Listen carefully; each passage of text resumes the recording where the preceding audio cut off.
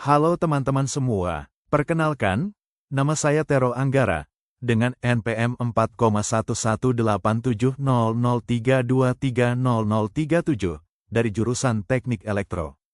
Pada kesempatan kali ini, saya akan membahas salah satu komponen penting dalam dunia elektronika dan sistem kontrol, yaitu timer. Materi ini sering digunakan dalam rangkaian digital, microcontroller, maupun sistem otomatis, sehingga sangat penting untuk dipahami oleh mahasiswa teknik elektro.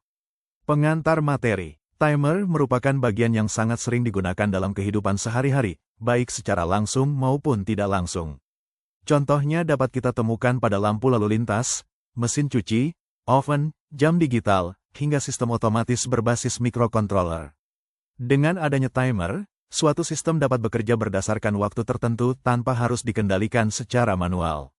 Pengertian timer. Timer adalah sebuah rangkaian atau fitur dalam sistem elektronika yang berfungsi untuk menghitung waktu, memberi jeda, atau mengatur lamanya suatu proses berlangsung. Timer dapat bekerja dalam satuan detik, milidetik, bahkan mikrodetik, tergantung pada kebutuhan sistem. Dalam sistem digital dan microcontroller, timer biasanya bekerja berdasarkan clock atau sinyal pulsa yang terus berulang.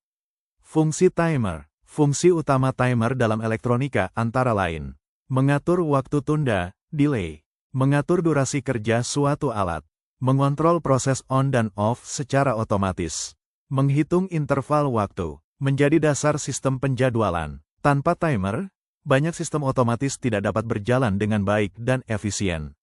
Jenis-jenis timer. Timer memiliki beberapa jenis, antara lain: timer analog, seperti rangkaian berbasis IC555. Timer digital, seperti jam digital dan stopwatch. Timer pada microcontroller, yang bekerja menggunakan register dan clock internal. Pada microcontroller, timer biasanya dapat diatur sebagai timer atau counter, tergantung fungsinya. Cara kerja timer. Cara kerja timer dimulai dari sinyal clock yang masuk ke sistem. Setiap pulsa clock akan dihitung oleh timer hingga mencapai nilai tertentu. Ketika nilai tersebut tercapai, timer akan mengaktifkan output, menonaktifkan output, atau memberikan sinyal interupsi ke sistem. Proses inilah yang membuat timer sangat berguna dalam pengaturan waktu. Contoh penerapan timer. Contoh penerapan timer antara lain: lampu otomatis menyala dan mati sesuai waktu, alarm pengingat, sistem penyiraman tanaman otomatis, pengaturan kecepatan motor, sistem penjadwalan pada mesin industri. Dalam Arduino, timer sering digunakan untuk mengatur delay tanpa menghentikan program utama. Demikian penjelasan mengenai timer yang dapat saya sampaikan.